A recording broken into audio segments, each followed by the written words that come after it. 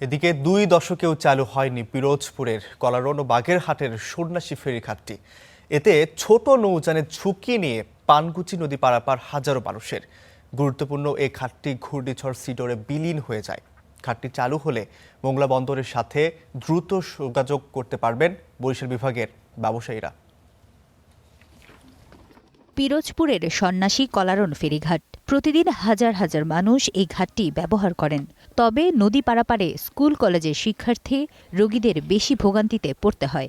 ঘাটটি থেকে মংলা বন্দর মাত্র ৩০ কিলোমিটার দূরে হওয়ায় সহজে পথে যোগাযোগ করতে পারেন ব্যবসায়ীরা।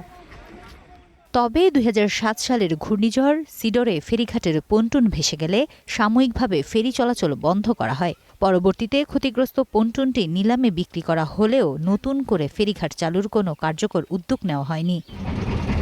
পানগুচি নদী খরস্রোতা হওয়ায় স্থানীয় বাসিন্দাদের প্রতিদিন ঝুঁকি নিয়ে ছোট ছোট নৌযানে নদী পারাপার হতে হচ্ছে।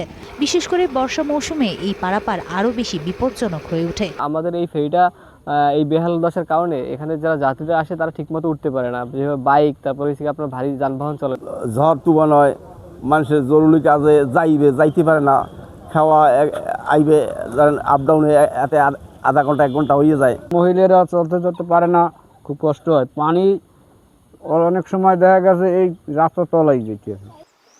দ্রুত উদ্যোগ নিয়ে ফেরিঘাটটি পুনরায় চালু করা হবে বলে আশ্বাস দিয়েছেন এই কর্মকর্তা। পানি উন্নয়ন বোর্ড বাগেরহাটের উপবিভাগীয় প্রকৌশলীর সাথে আমার কথা হয়েছে।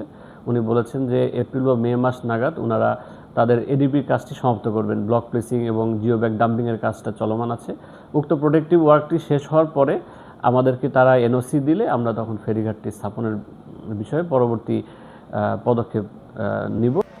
দ্রুত উদ্যোগ নিয়ে ফেরিঘাটটি পুনরায় চালুর দাবি জানিয়েছে এলাকাবাসী। Desk report, star news.